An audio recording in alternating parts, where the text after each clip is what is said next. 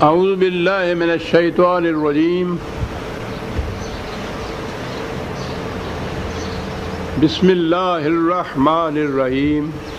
عزیزان من، آج جون 1982 کی 11 تاریخ ہے اور درس قرآن کریم کا آغاز سورہ الحجرات کی آیت 16 سے ہو رہا ہے۔ آخری 3 آیتیں ہمارے زیر درس ہوں گی آج۔ سابقہ درس کی آیات میں تو یہ چیز آئی تھی، کہا یہ گیا تھا کہ یہ اعراب یہ دعویٰ کرتے ہیں کہ ہم ایمان لے آئے، ان سے کہیے کہ یہ نہ کہیں، ان سے یہی کہیے کہ ہم نے اس اسلامی نظام یا حکومت کے سامنے سر تسلیم خم کر دیا ہے۔ ایمان ان کے دل کی گہرائیوں میں ابھی اترا نہیں، اور اس کی نشانی، علامت یا ثبوت یہ ہوتا ہے کہ یہ کس حد تک قوانین خداوندی کی اطاعت کرتے ہیں۔ تو یہ اگر ان کی اطاعت کرتے رہے تو پھر اس کی یہ دلیل ہوگا کہ ایمان ان کے دل میں اتر گیا ہے۔ تو میں نے عرض کیا تھا کہ قرآن کی روح سے ایمان کہا ہی اس وقت جائے گا جب کہ اس کا مظاہرہ قوانین خداوندی کی اطاعت سے ہو۔ محض چند الفاظ دہرا دینا اور اسے ایمان نہیں کہا جا سکتا۔ اب اگلی آیت یہ ہے، قُلْ أَتُعَلِّمُونَ اللَّهَ بِدِينِكُمْ۔ کہا کہ اس طرح سے زبانی چند الفاظ دہرانے سے تم سمجھتے ہو کہ تم صاحب دین ہو گئے، تو تم خدا کو اپنے دین کی اطلاع دیتے ہو کہ یہ دیکھ لیجئے۔ تو کہا کہ یہ چند الفاظ دہرا دینے سے تو یہ بات نہیں، تم اطلاع کیا خدا کو دو گے؟ واللہ یعلم ما فی السماوات و ما فی الارض واللہ بکل شیء علیم۔ وہ تو کائنات کے ذرے ذرے کا علم رکھتا ہے، اس لیے یہ سوال ہی نہیں ہے کہ تم چند الفاظ دہرا کر خدا کو یہ اطلاع دے دو کہ دیکھ لیجیے صاحب ہم صاحب ایمان ہو گئے، ہم ایمان لے آئے۔ اس کی ضرورت نہیں ہے، ہم جانتے ہیں کہ جو کچھ تم کر رہے ہو یہ کیا ہے۔ بڑی اہم آیتیں ہیں، جہاں تک وہ تو قرآن قیامت تک کے لیے ہے، یہ بات اس زمانے کے اعراب کی نہیں کر رہا۔ اس زمانے میں وہ مخاطب سے ان سے بات کی، آج ہم مخاطب ہیں، ہم سے وہ بات کہہ رہا ہے کہ کس طرح سے تم دعویٰ ایمان کر سکتے، اور پھر یہ کہ چند الفاظ دہرا کر، اور دہرا کے ہی نہیں، ہم کوٹھے پہ چڑھ کے جناب دعائی دے دے کر، جسے ہم کہتے ہیں، ہم آپ کو لاؤڈ اسپیکروں کے ذریعے سے ہم اس تک خبریں پہنچاتے ہیں۔ تو کہا کہ یہ چیزیں ان الفاظ کے دہرا دینے سے تم ہمیں اس کا مطلع کر رہے ہو کہ ہم ایماندار ہو گئے، ہم دیانتدار ہو گئے، ہم صاحب ایمان ہو گئے، ہم ایمان لے آئے، ہمیں علم ہے کہ یہ کیا ہے۔ تو وہ جانتا ہے ہم سے کہ ہم کیا کر رہے ہیں۔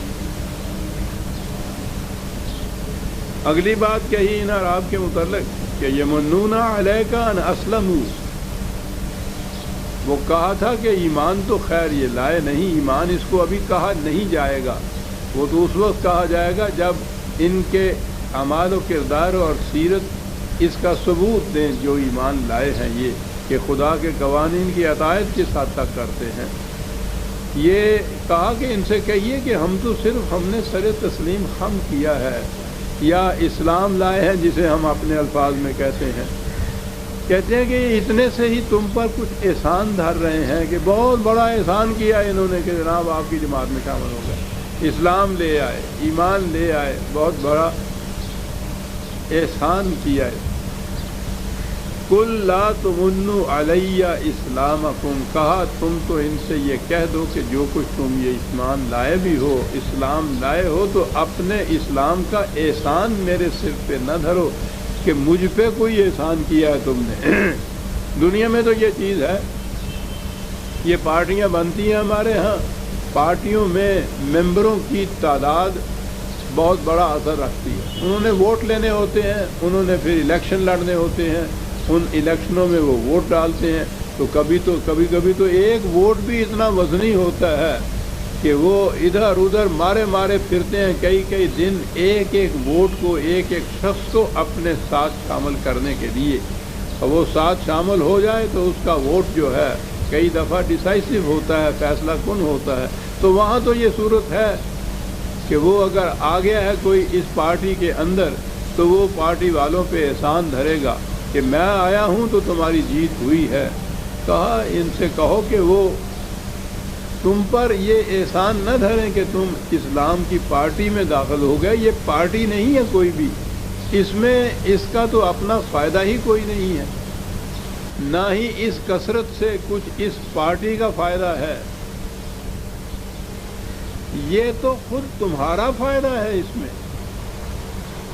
اور اگلی بات ہے جو اصول آیا ہے، جو میں سمجھتا ہوں کہ یہ مرکز ہوگا آج کے درس کا، کہ بل اللہ یمن علیکم ان ہداکم للایمان ان کنتم صادقین، اگر تم سچے ہو اپنے دعوی ایمان میں تو یہ سمجھو کہ یہ تو بلکہ اب ہمارے لیے عزیزان من ایک ہی لفظ ہے، یہ من اور یہ منون کے لیے ترجمہ کرنے کے لیے کہ احسان ہے، اور احسان کا ہمارے ہاں کچھ احسان کا تاثر اچھا نہیں ہوتا، دوسرے کے سر پر احسان دھرنا، احسان جتانا، یہ معیوب سمجھا جاتا ہے۔ اب دوسرا لفظ ہے نہیں اس کے لیے، تو بہرحال میں یہ عرض کروں گا کہ یہ بات ہے کیا جو خدا کہتا ہے کہ یہ تو بلکہ خدا کا، میں لفظ احسان ہی کہوں گا کہ دوسرا لفظ ہے نہیں، لیکن میں عرض کروں گا کہ وہ اس کا مفہوم اس عام متداول مفہوم سے الگ ہے جو ہمارے ہاں احسان سے لیا جاتا ہے، بلکہ یہ تو خدا کا یہ احسان ہے، یوں کہیے تمہارے اوپر کہ اس نے تمہیں ایمان کی طرف یہ رہنمائی کر دی۔ اگلی آیت تو ہے ان اللہ یعلم غیب السماوات والارض واللہ بصیر بما تعملون، وہی جو پہلے کہا گیا ہے کہ وہ تو جانتا ہے کائنات کے ہر راز کو، ہر ذرے کو، اس لیے اسے جتانے کی، بتانے کی، اطلاع بھیجنے کی ضرورت نہیں ہے۔ اور یہ جو تم اسلام کے حلقے میں داخل ہو کر پہلے اس رسول پر احسان جتاتے ہو، پھر خدا پہ بھی احسان جتاتے ہو کہ صاحب تم اس پارٹی میں داخل ہو گئے، بہت بڑا کارنامہ سر انجام دیا، بہت بڑا احسان کیا ان کے اوپر، تو کہا احسان یہ نہیں ہے۔ من کے معنی ہوتے ہیں کسی ایسی چیز کا عطا کرنا، عطیے کے طور پہ دینا جس میں کسی محنت مشقت کا بھی تقاضا نہ ہو، بلا محنت مشقت کسی چیز کو بطور عطیے کے دے دینا، احسان جتا دینا نہیں، احسان کرنا نہیں، بلکہ عطیتاً دینا، اور وہ بھی ایسا کہ جس میں کوئی محنت مشقت نہ ہو۔ قرآن کریم نے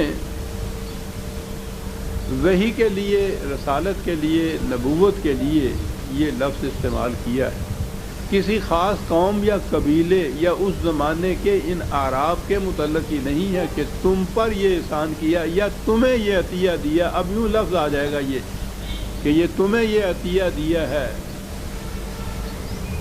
یہ پوری نوع انسان کے لیے ہے، قیامت تک کے انسانوں کے لیے ہے جو کچھ دیا ہے۔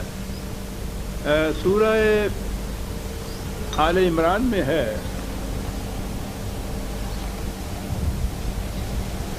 3/163 3/163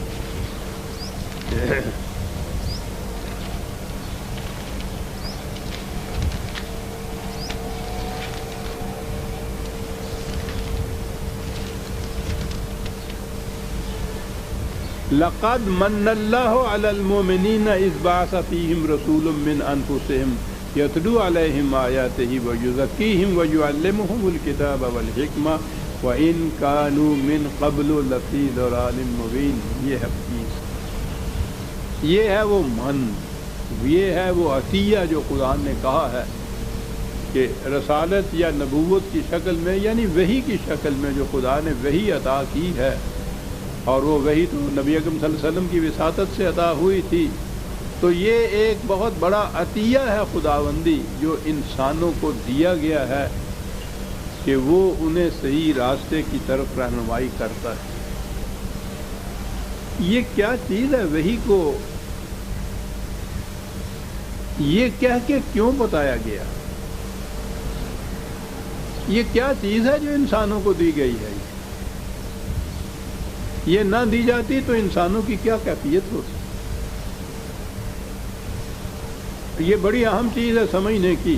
اسی سے پتہ چلتا ہے کہ وحی کی اہمیت کیا ہے، اور یہ جو خدا نے انسانوں کو وحی دی ہے واقع یہ کتنا بڑا انعام ہے اس کی طرف سے، یوں کہہ لیجئے اتنا بڑا عطیہ ہے اس کی طرف سے، اور جس کی کوئی قیمت ہی نہیں لگائی جا سکتی، اور یہ بلا مزد و معاملہ بلا مشقت ملا ہے. انسانوں کو تو اس لیے بلا مزد و معاملہ اور بلا محنت ملا کہ وہ وحی رسول اللہ صلی اللہ علیہ وسلم کو وحی آئی، حضور پہ فریضہ ادا کیا گیا کہ بلغ ما انزل الیک، پہنچاؤ ان تک.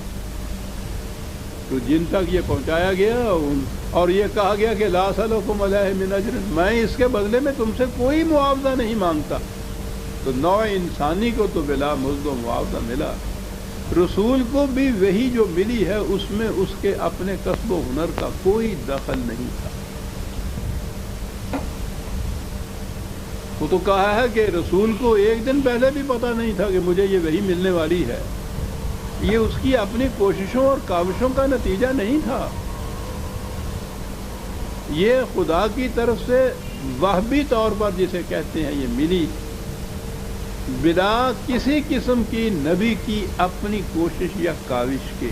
یہ خصوصیت ہے وحی کے علم کی کہ خدا سے وہ براہ راست نبی کو ملتا تھا، اور اس میں نبی کی اپنی فکر، اپنے شعور، اپنے عقل، علم، کوشش، محنت کا کوئی دخل نہیں ہوتا تھا. یہ تنزیل ہوتی تھی خدا کی طرف سے، آبجیکٹیولی یہ چیز مل جاتی تھی نبی کو، اس میں سبجیکٹیو اس کا اپنا کوئی دخل نہیں ہوتا تھا. تو جب نبی کی یہ صورت تھی کہ اس میں اس کی کاوش اور محنت اور فکر تک کا بھی دخل نہیں تھا وحی کے اندر، تو نبی کو بھی یہ ملی تو یہ بطور من کے ہی ملی، جیسے کہا گیا عطیہ کے طور پہ ملی، بلا کاوش اور محنت کے ملی.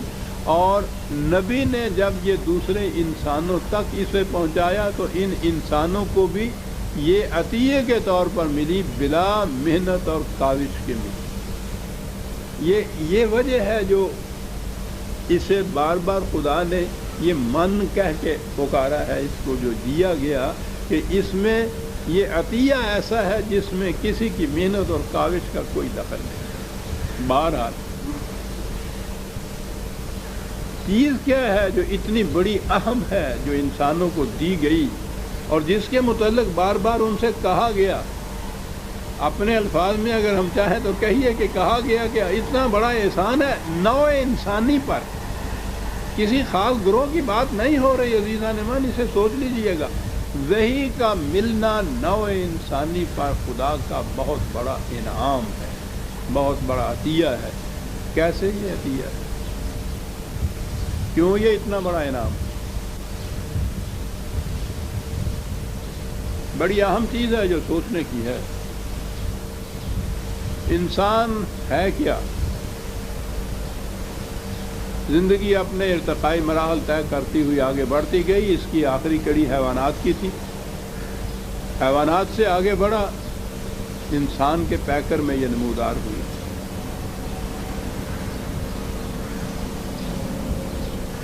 انسانی زندگی جو اس کی طبعی زندگی ہے، فزیکل لائف ہے، اس میں بہت سا عنصر حیوانی زندگی کا ہے. وہ ایسا ہے کہ دونوں میں امتیاز ہی نہیں ہے. جس انداز سے حیوان زندہ رہتا ہے اسی انداز سے انسان زندہ رہتا ہے. کھانے سے، پینے سے، سانس لینے سے، سونے سے، یہی چیزیں ہیں نا. اسی سے انسان زندہ رہتا ہے، اسی سے حیوان زندہ رہتا ہے. یہ الگ بات ہے کہ وہ کھانے کی نوعیت کیا ہے، وہ تو دوسری چیز ہے، لیکن اصولاً جو زندہ رہنے کے لیے جو اسباب ہیں وہ تو یہی ہے نا. کھانا، پینا، سانس لینا، سورج کی روشنی سے فائدہ اٹھانا، حرارت سے فائدہ اٹھانا، سو جانا، یہ ہے. اور یہ انسان اور حیوان میں مشترک ہے. وہ عام طور پہ جو یہ محققین ہیں ان علوم کے، انہوں نے کہا کہ بنیادی طور پر 3 چیزیں ہیں ایسی حیوان اور انسان میں مشترک، یا انسان جو آگے بڑھا ہے تو یہ حیوانی زندگی جو پچھلی اس کی تھی اس سے یہ تین چیزیں اپنے ساتھ لے کر آیا ہے: سیلف پریزرویشن، تحفظ خیش، اپنے آپ کو محفوظ رکھنا، اپنی زندگی کو، جان کو محفوظ رکھنا۔ پہلی چیز یہ ہے سیلف ایگریشن، تغلب خیش، غالب رہنا دوسرے پہ، اتنی قوت اپنے اندر رکھنا جس سے یہ اپنی حفاظت کر سکے، دوسرے کے مقابلے میں دوسرے پہ غالب رہے، اور سیلف پروکریشن، اپنی نسل کو آگے بڑھانا۔ یہ تین چیزیں یہ لے کے آیا حیوانات کے ساتھ۔ یہ چیزیں جو ہیں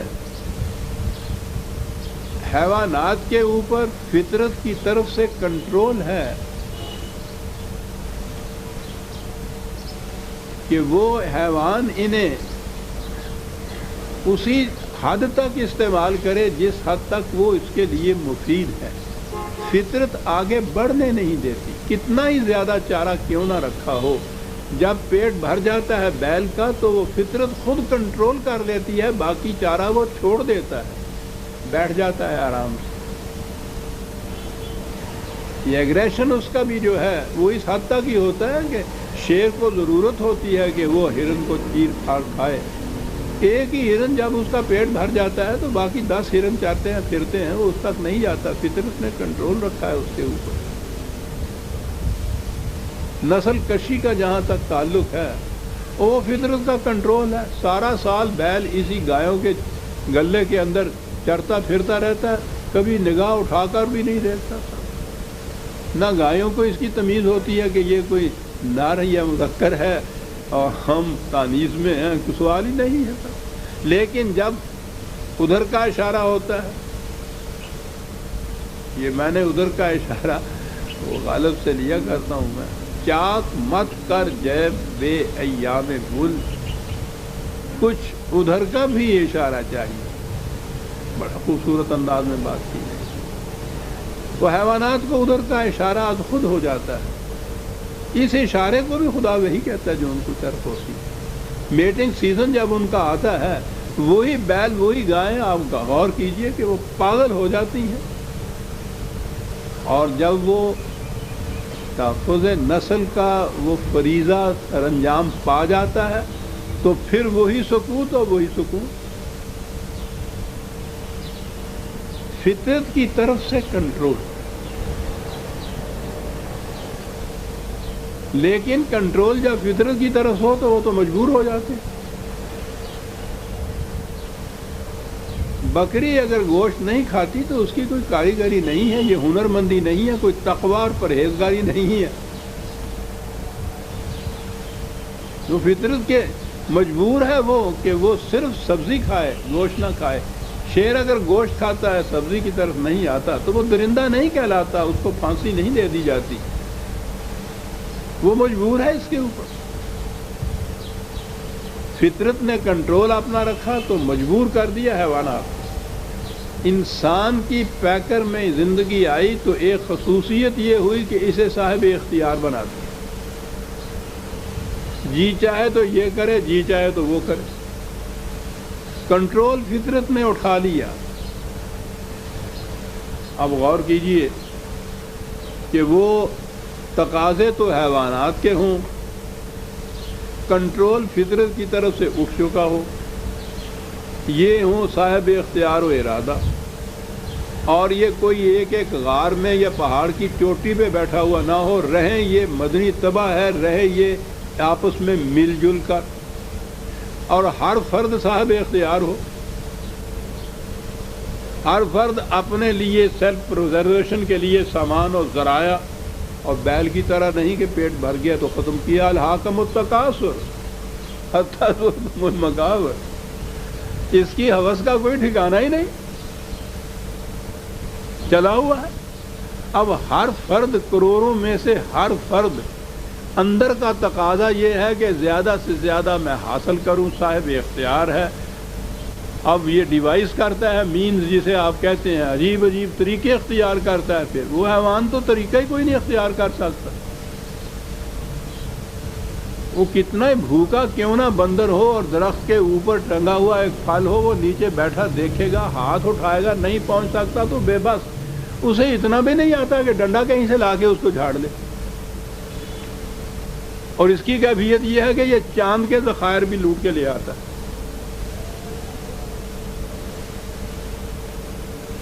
قوتیں دی ہوں اتنی بے پناہ، فطرت کا کنٹرول اس کے اوپر ہونا ہو، یہ صاحب اختیار، اور اکٹھا رہنا ہو انہوں نے، تو کیا چیز ہے جو بچا کے رکھے گی اس نسل انسانی کو؟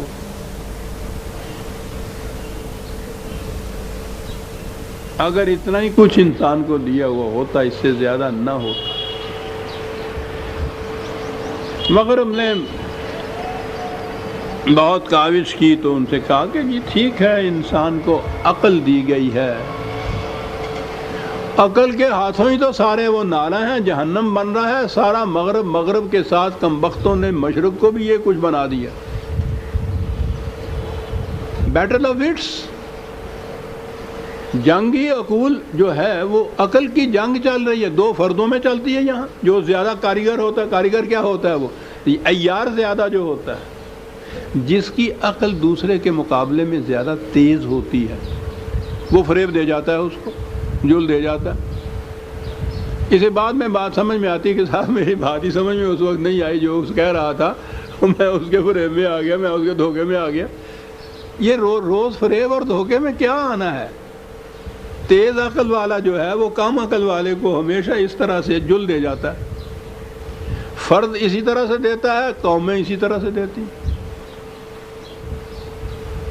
یعنی وہ جو ایک خصوصیت عطا ہوئی تھی انسان کو، جسے عقل کہا جاتا ہے، اس کی کیفیت یہ ہے کہ وہ عقل ہی کی تو لڑائی انسانوں کے اندر ہو گئی۔ اب کیا ہوا؟ تقاضے ہوئے حیوانیت کے، اور وہ ہوئے بے حد و نہایت، اس پہ کوئی حد نہیں۔ ان کو حاصل کرنے کے لیے یہ اسے عقل دی گئی، اس نے اس کے لیے ذرائع اور اسباب مہیا کیے چاند تک جانے کے۔ مل جل کر رہنا ہے۔ عقول کی جنگ ہوئی آپس میں ایک دوسرے کی، جو زیادہ یار ہے زیادہ کامیاب۔ پس گئی انسانیت، لٹ گئے غریب۔ عزیزان من، اگر آپ آج کل یورپ کا لٹریچر کہیں پڑھ رہے ہیں تو آپ کو معلوم ہو، ہم لوگ تو یہ چھوٹے چھوٹے پیمانے کے اوپر اس جبر اور جور اور بھوک اور پیاس کے ہاتھوں کچھ روتے ہیں، ان کی چیخیں آپ سنیں تو سن نہیں سکتا آدمی، آسمان تک جا رہی ہیں۔ وہ اس لیے کہ وہ اجتماعی اور قومی چیخیں ہیں ان کی، قوموں کے اوپر جو قوموں کے ہاتھوں بیت رہا ہے۔ کوئی ان میں سے رات کو اطمینان سے سو ہی نہیں سکتا۔ کیا ہوتا؟ سپر پاور جناب کھا جائیں گی۔ ساری جنگ آپ روز صبح اخبار اٹھا کے پڑھیے، یہ ساری جنگ ان کے آپس کی وٹس کی اور عقول ہی ہے نا، پاورز کی۔ اس نے اس پہ حملہ کر دیا، وہ اس کو کھا گیا۔ یہ عجیب قیامت ہے انسانی، قیامت ہے کہ انسان نوع انسان کا شکاری ہے۔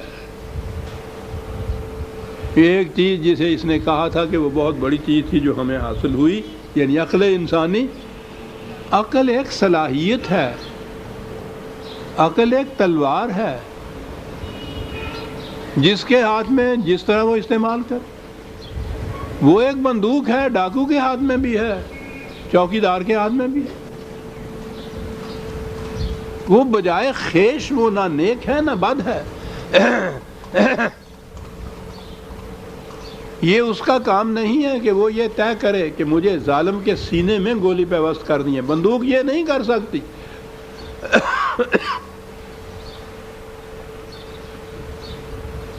وہ تو بندوق چلانے والا جو ہے اس کا فیصلہ ہے۔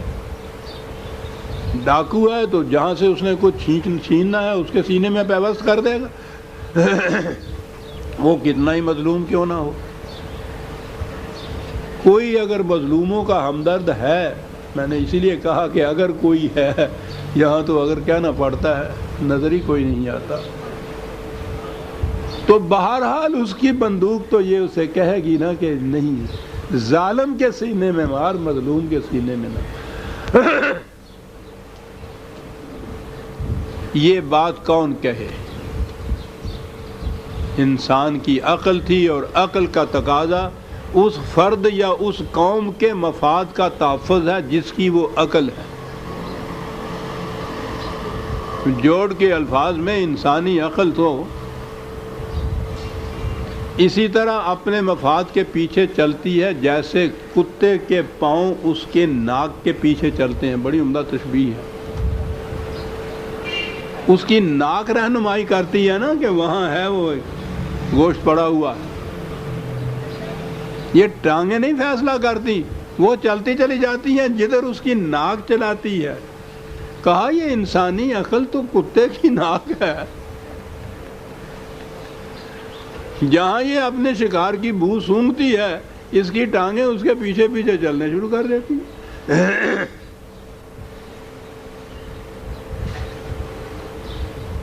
عقل ایک قیمتی صلاحیت ہے، بات یہ ہے کہ اس سے کام کس طرح لیا جائے۔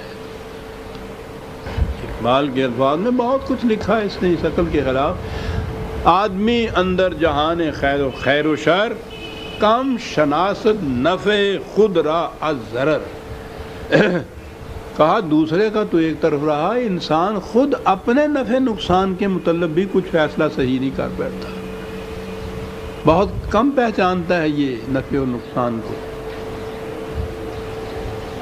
اور پھر کس نہ داند زشت و خوب کار چیز، جادائے ہموار و نا ہموار چیز، اسے معلوم ہی نہیں ہوتا۔ ہزاروں فیصلے ہم یہ کرتے ہیں، سینکڑوں فیصلے ہم یہ کرتے ہیں پوری عقل و فکر اور مشورے اور ترکیب کے بعد کہ یہ ہمارے حق میں پھر ایک فیصلہ یہ ہے کہ میں نے جو فیصلہ کیا سمجھ سوچ کر وہ میرے لیے تو فائدہ مند ہوا، میرے ساتھ جانے والا جو ہے اس کے لیے نقصان کا باعث ہو گیا۔ اس فیصلے کو کیا کہیں گے آپ؟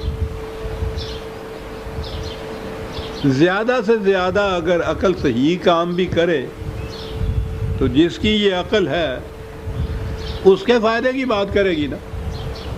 اقبال اسے عقل خود بھی کہتا ہے۔ عقل خود بھی غافل از بہبود غیر، نفع خود بیند نہ بیند سود غیر۔ ہر شخص اپنا فائدہ کوئی، جو یہ نہیں سوچتا اسے پاگل کہتے ہیں، پاگل ہو گیا، اسے اپنے نفع نقصان کی بھی پہچان نہیں رہی۔ یعنی پاگل وہ ہوتا ہے اپنے نفع نقصان۔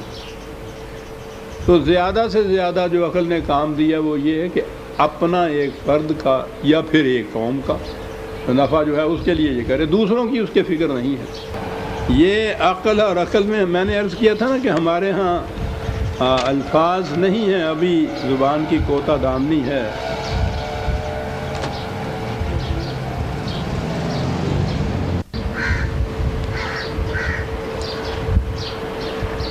ان کے ہاں یہ الفاظ وہ تنگ آ کر انہوں نے تجربے کرنے کے بعد پھر مختلف الفاظ قائم کیے اپنے ہاں عقل کے لیے۔ ایک تو ان کے ہاں انٹیلیجنس ہے، اور اس کا نتیجہ جو ہوتا ہے وہ کلیورنس ہوتا ہے، عیاری۔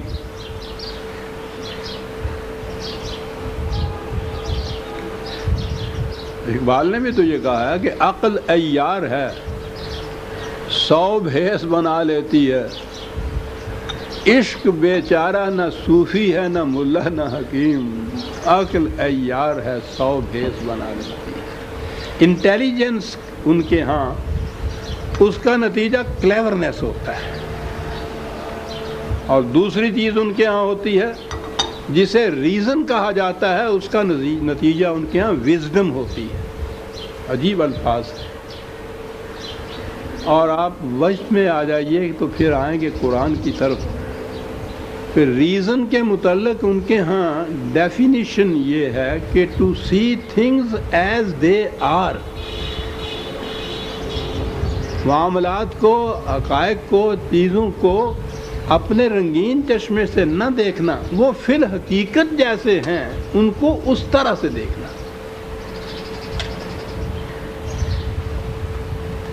اسے وہ ریزن کیا، بڑی عجیب چیزیں ہیں یہ۔ اب یہ چیز کہ کوئی بات جو کرنی ہے اس میں یہ چیز دیکھنا کہ فی الحقیقت یہ نفع بخش ہے یا نقصان دہ، فی الحقیقت۔ اور پھر نفع بخش کس کے لیے ہے؟ فرد کے لیے نہیں، قوم کے لیے نہیں، پوری انسانیت کے لیے۔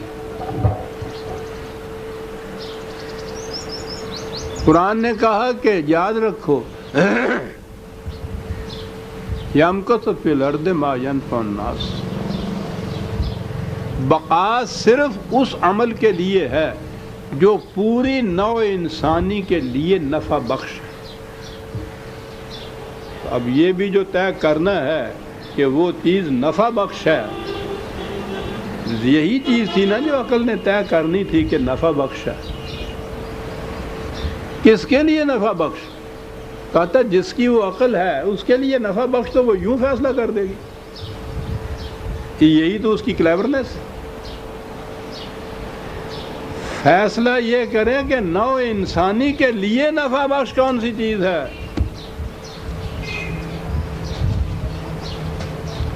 اور اس نے یہ کہا کہ اس کے لیے عقل انسانی خواہ وہ جمع بھی ہو جائیں تو یہ فیصلہ نہیں کر سکتی نوع انسانی کے لیے کون سی چیز نفع بخش ہے۔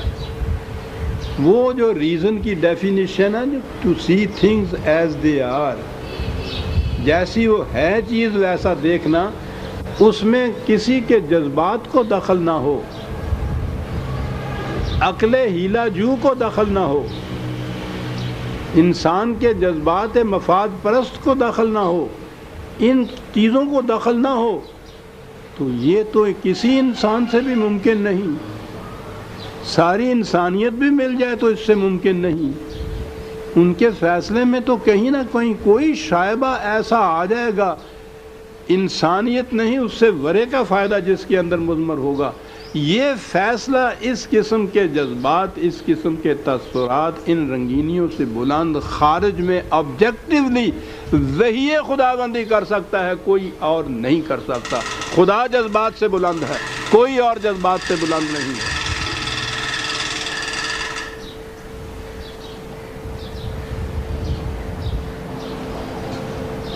وحی کی خصوصیت یہ ہے کہ ما ینطق عن الہویٰ، اس میں اس وحی دینے والے کے اپنے جذبات کا بھی کوئی دخل نہیں ہوتا، خالصتاً۔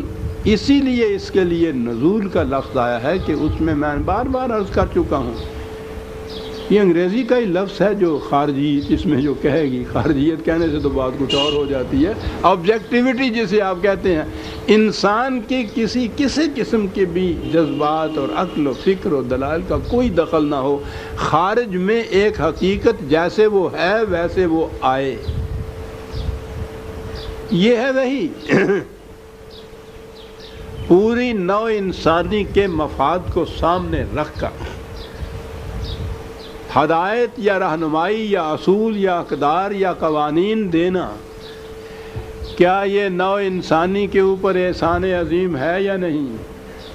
قد من اللہ علی المؤمنین،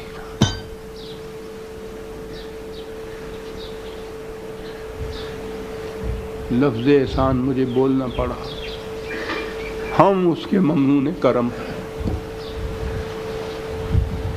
پھر اقبال نے یہ بات کہی تھی کہ عقل خود بھی غافل از بہبود غیر، نفع خود بیند نہ بیند سود غیر، اور وہی حق بینندہ سود ہما۔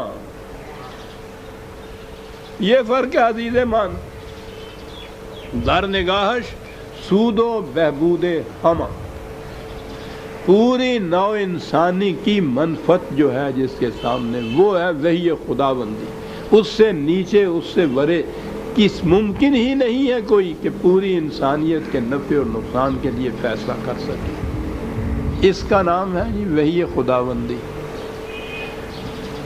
سوچئے کہ انسان جس حیات کے اندر پیدا کیا گیا،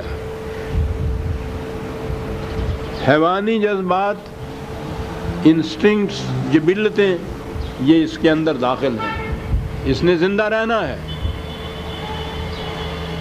اس نے اپنے آپ کو محکم بھی رکھنا ہے، اس نے افزائش نسل بھی کرنی ہے، اس نے اکٹھا بھی رہنا ہے، اور ان تمام کے لیے کوئی کنٹرول فطرت کی طرف سے اس کے اوپر نہیں ہے۔ صاحب اختیار ہے، حیوانی جذبات ہیں، صاحب اختیار ہے، مل جل کر رہنا ہے، اور پھر جو اپنی اصلی قوتیں ہیں وہ بے پناہ ہیں، اتنی وسعت اس کی صاحب۔ وہ کہتے ہیں کہ ایسی میزائلیں ہیں کہ نیو یارک میں بیٹھے ہوئے ماسکو کے اوپر مار کر دیں گے، اور یہ اب تو وہ یہ کہتے ہیں ہم چاند پہ مار کر دیں گے۔ وسعتیں ایسی اس کی صلاحیتوں کی، اور کنٹرول کوئی نہ اس کے اوپر۔ لے دے کے ایک عقل دی تھی، اور عقل کا فریضہ فرد کا ہو، گروہ کا ہو، قوم کا ہو، اپنا مفاد تکنا ہے، اپنے مفاد کی حفاظت ہے۔ اور جب مختلف گروہ ہوں، مختلف قومیں ہوں، مختلف افراد ہوں،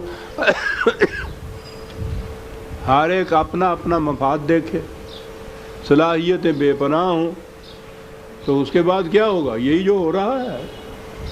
چھوٹے پیمانے کے اوپر ایک جہنم ہمارے ہاں موجود ہے، بڑے پیمانے کے اوپر پورے عالم کی دنیا کے اندر موجود ہے۔ تو یہ بات ذہن میں آ گئی نا عزیزان مان، کہ یہ وحی کا ملنا انسانیت کے لیے کتنی بڑی نعمت، کتنا بڑا انعام ہے۔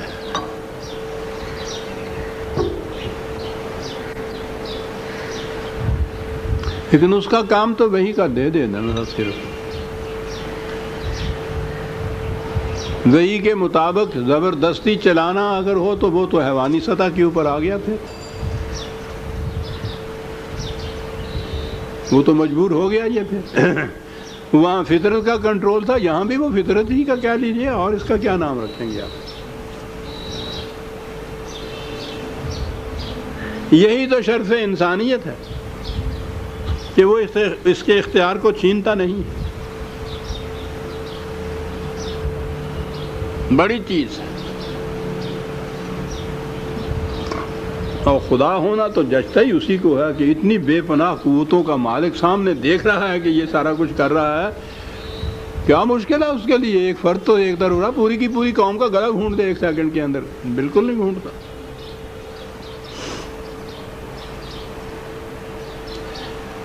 معاف رکھیے اگر انورٹڈ قومیں میں کہہ دوں کہ بڑا ہی وسیع ظرف ہے۔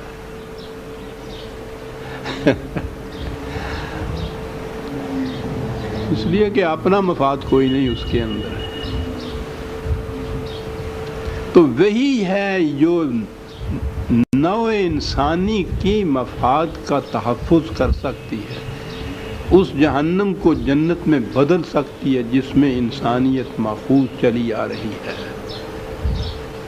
یہ کنٹرول جیسا میں نے عرض کیا ہے کہ اس نے رہنمائی دی ہے، اس میں بھی یہ بھی شرف انسانیت ہے کہ دیا ہے وہ کہ جس کے ذریعے کنٹرول ہو۔ کنٹرول خود کیا نہیں ہے اس کے اوپر کہ یہ صاحب اختیار سے مجبور ہو جائے گا، انسان سے حیوان بن جائے گا، نہیں بناتا وہ انسان سے حیوان۔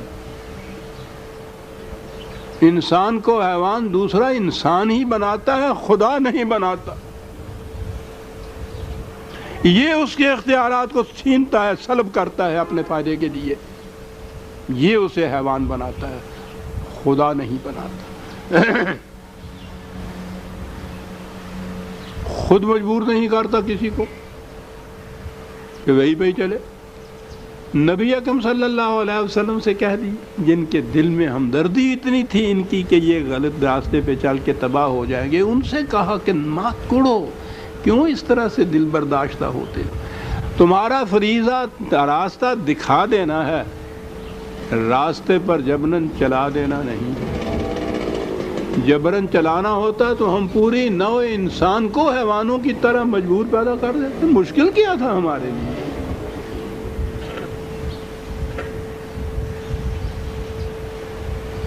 شرف انسانیت کیا ہے؟ اپنے اختیار اور ارادے کو صحیح طریق پر استعمال کر۔ صحیح طریق کے معنی کیا ہوگا؟ اب یہ بھی ہر ایک کے اوپر اگر چھوڑ دیا جائے گا تو ہر ایک اپنے اپنے فائدے کے لیے جو کچھ کرے گا اسے صحیح طریق قرار دے دے گا؟ نہیں، وحی کی رہنمائی میں اس کو استعمال کر، اپنے اختیار و ارادے سے وحی کی رہنمائی میں۔ اب اختیار و ارادہ بھی اس کا برقرار رہا۔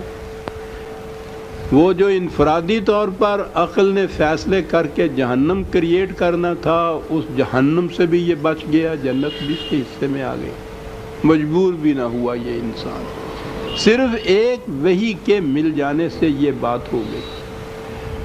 عزیزان من، جیسا میں نے ابھی عرض کیا ہے، اگر یہ انسانی عقل و فکر سے بالا سر چشمے سے وحی نہ ملتی، عقل انسانی کے بس کی بات ہی نہیں تھی کہ کوئی ایسا راستہ تلاش کر سکتی جس میں انسانیت محفوظ رہتی۔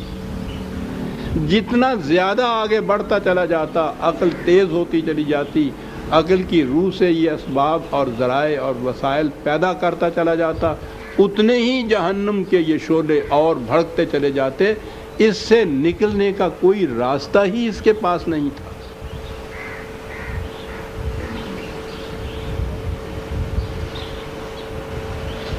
اس انسانیت کو یہ راستہ بتا دینا، پھر میں عرض کروں گا کتنا بڑا احسان ہے اس کا۔ ہم تو قدم قدم کے اوپر اس کے رہینے منت ہے کہ یہ چیز عطا کر دی ہم، اور پھر وہ منفعت اضافی نہیں، اضافی کہتے ہیں میرا فائدہ ہو، صرف فائدہ تو اس میں بھی ہے، ایک ایبسلیوٹ چیز ہوتی ہے، کلی فائدہ ہوتا ہے، ایک اضافی ہوتا ہے کہ صرف میرا فائدہ اس کے اندر۔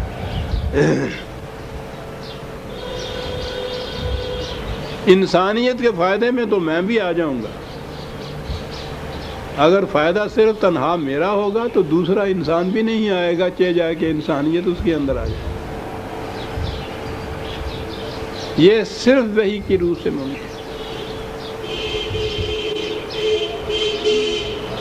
لیکن جیسا کہ میں نے عرض کیا،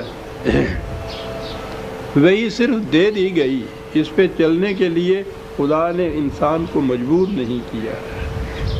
اب اس کے سامنے راستہ کھلا ہوا ہے، جی چاہے تو یہ جہنم کی طرف چلا جائے، جی چاہے یہ جنت کی طرف چلا جائے۔ باقی قوموں کو تو چھوڑ دیجئے، اس سوختہ بخت قوم کو لیجئے، اسے وارث کتاب کہا تھا قرآن میں۔ وہ جو اعراب تھے وہ کیا کرتے تھے، میں آ گیا وہیں پہ، وہ چند الفاظ دہرا لیے تھے نا انہوں نے، اور کہہ دیا تھا کہ ہم ایمان لے، اور ان کو پھٹکار دیا تھا کہ ایسی بات مت کہو، ڈانٹ دیا تھا، معاف کرنا، پھٹکار غلط لفظ تھا، کہ یہ الفاظ دہرا دینے سے نہیں ہوتا۔ ہم کیا کر رہے ہیں؟ وحی کے الفاظ دہرا رہے ہیں نا، اتنے دہرا رہے ہیں کہ دنیا میں کم دہرائے گئے ہوں گے ایسے الفاظ، مسلسل صبح و شام، شام و سحر، ہر مہینے میں، ہر سال میں، سال کے ہر دور میں، راتوں میں، دن میں، شبانہ میں، شبینے میں دہرا رہے ہیں۔ وہ کیا کر رہے تھے؟ انہوں نے دہرائے تھے نا کچھ الفاظ، اور کہہ دیا تھا ہم ایمان لائے، اور کہا مت کہو کہ ہم ایمان لائے۔ ہم بھی الفاظ دہرا رہے ہیں۔ اگلی بات جو ان سے کہی تھی کہ ثبوت اس کا یہ ہے، وَإِن تُطِيعُوا اللَّهَ وَرَسُولَهُ لَا يَلِتْكُم مِّنْ أَعْمَالِكُمْ شَيْئًا۔ اطاعت قوانین خداوندی، یہ ثبوت ہے ایمان کا۔ سوچئے تو صحیح کہ ہم کس مقام پہ، پھر سوچئے تو صحیح کہ وہی کے الفاظ دہرا لینے سے اگر کچھ فائدہ ہوتا تو ان اعراب کو کچھ تو رعایت دی جاتی۔ 5% مارک کی صحیح خوش خطی دے نمبر ہی دے دیتے جاندے، نہیں دیے گئے، نمبر تو اعمال کے ملتے ہیں، الفاظ دہرانے کے نہیں ملتے۔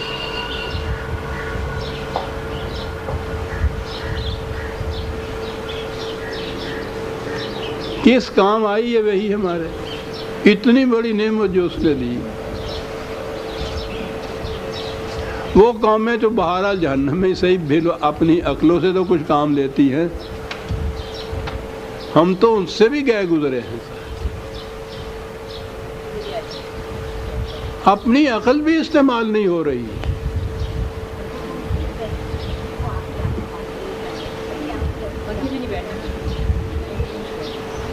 ہمارا یہ مقام ہے ان کا. اولئک کالانعام ہے کہ جو لوگ اپنی عقل و فکر سے کام نہیں لیتے وہ حیوانی سطح پہ ہوتے ہیں. اور اس کے بعد کہا کہ نہیں، بل ہم اضل، ان سے بھی بدتر حالت میں ہوتے ہیں کہ حیوانات کے اوپر فطرت کا کنٹرول تو تھا نا.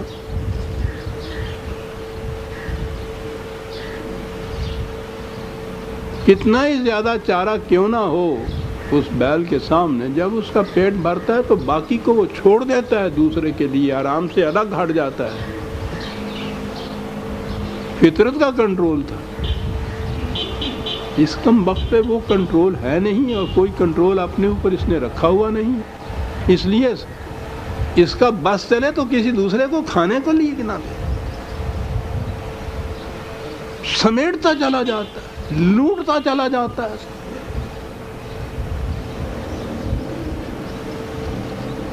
صرف وہی روک سکتی ہے عزیزان مانی سے. اور ہم تو دوہرے جرم کے مجرم ہیں.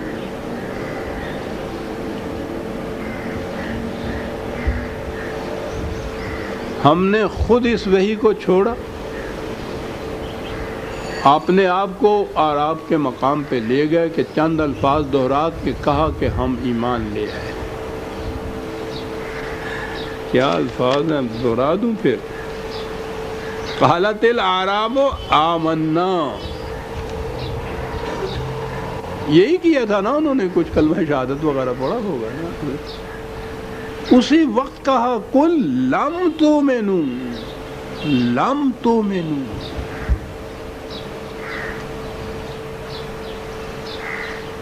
بالکل نہیں، ایمان نہیں تم لاؤ. اور کہا کہ یہ کہو بھی نہیں، قولوا اسلمنا ولما يدخل الایمان فی قلوبکم. یہاں سے بات چلی تھی، اور میں نے یہ آج عرض کیا تھا کہ خدا نے جو کہا ہے کہ یہ اتنی بڑی یہ نعمت یہ تو تھی، ہم نے پوری انسانیت کو اور اس قوم سے کہا کہ تمہیں اس کا ہم نے وارث بنایا ہے اس کتاب کا، اور اس کا فریضہ قرار دیا ہے. شہداء علی الناس اس قوم کو کہا، اپنے آپ رسول علیکم شہیدہ، خود اپنے آپ پہ وحی کا کنٹرول رکھنا اور پھر پوری انسانیت پر وحی کا کنٹرول رکھنا. بات ہی اتنی ہے. کیونکہ وہ کنٹرول ہمارا اپنا عائد کردہ ہوتا ہے، اس لیے اس میں جبر نہیں ہوتا. جبر اس کنٹرول میں ہوتا ہے جو دوسروں کا عائد کردہ ہو.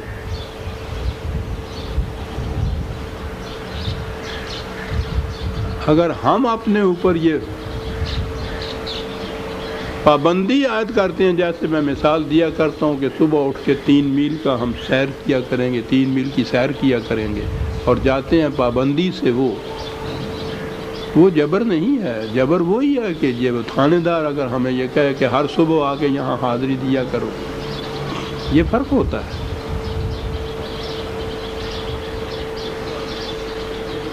تو یہ ہے عزیزان من قرآن کریم کی روشنی میں ہمارا مقام. یہ سورہ الحجرات کی آخری آیت تھی.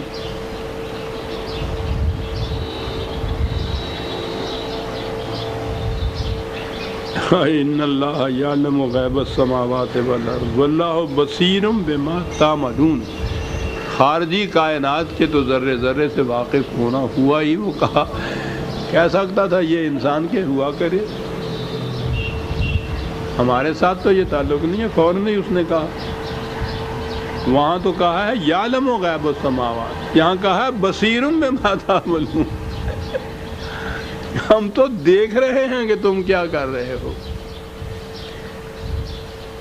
خالی علم نہیں ہے، دیکھ رہے ہیں کہ تم کیا کر رہے ہو۔ اور پھر جو کچھ ہم کرتے ہیں اس کا قانون مکافات عمل تو اس کے ساتھ سریع الحساب ہے، وہ اس کے ساتھ اس کا نتیجہ مرتب کیے چلا جاتا ہے صاحب۔ وہی سے بے اعتنائی، حیوانی سطح زندگی، بیٹل آف وٹس، عقول کی جنگ، آپس میں اکٹھے مل کے جانا، ایک سے ایک ملا ہوا نہیں ہے۔ وہ خواہ نام اعتبار سے وہ اسلمنا والی بات جو ہے، مسلمان نام رکھا لیں، غیر مسلم نام رکھا لیں، سب ایک جیسے۔ یہ پوری ایک امت تو ایسے واحدہ ہونی، ایک طرف رہی رحماء بینہم کی، شاید دو بھی ایسے نہ ملیں ہم میں سے کہ واقعی قلبی اعتبار سے جو ایک دوسرے کے ساتھ ہمدرد اور مخلص ہو۔ یہ تو صرف وہی کر سکتی تھی، اسے چھوڑیے تو پھر تو وہی بیٹل آف وٹس ہے، جنگ ہے عقول کی باہم میں، مفادات کی جنگ ہے جو ہو رہی ہے، افراد میں ہو رہی ہے، قبیلوں میں ہو رہی ہے، خاندانوں میں، ملکوں میں، برادریوں میں، پوری عالمگیر انسانیت کے اندر ہو رہی ہے۔ صرف وہی بچا سکتی ہے عزیزان۔ آپ حیران ہوں گے کہ یورپ کے ارباب دانش اس نتیجے پہ پہنچ رہے ہیں کہ عقل انسانی ان مصائب کا حالت دریافت نہیں کر سکتی جن میں ہم آج مبتلا ہیں۔ انہیں ذرا یہ بتانا مشکل ہے کہ عقل انسانی سے ماوراء ایک سرچشمہ علم بھی تھا کہ جس نے یہ رہنمائی دی تھی، اور وہ پرانی نہیں ہو گئی، وہ ابدی ہے، آج بھی زندہ ہے، آج بھی وہ اپنے نتائج اسی طرح پیدا کر سکتی ہے جیسے کبھی اس نے کیے تھے۔ وہ تلاش میں ہیں، ہم مطمئن ہیں بیٹھے ہوئے اپنے آپ، ہمیں تو تلاش بھی نہیں۔ تو بہرحال یہ تو انسانیت کے لیے وہی ملی تھی نا، یہ اسلمنا کہنے والوں کے لیے تو صرف نہیں تھی۔ وہی کی کیا بگڑے گا اگر ہم اسے قبول نہ کریں گے، اس کے مطابق نہ چلیں گے، اس کا کیا بگڑتا ہے؟ میں سمجھتا ہوں کہ وہ قومیں جو اپنے ناکام تجارب کے بعد اس نتیجے پہ پہنچ رہی ہیں کہ عقل انسانی اس کا حل دریافت نہیں کر سکتا، ان تک کوئی اسباب و ذرائع ایسے ہوں کہ یہ چیز وہی کی پہنچ جائے، ان تک وہ غور کرنے کے لیے تیار ہوں گے، اور وہ قومیں میں سمجھتا ہوں کہ اس کو اپنائیں گی وہ قومیں جو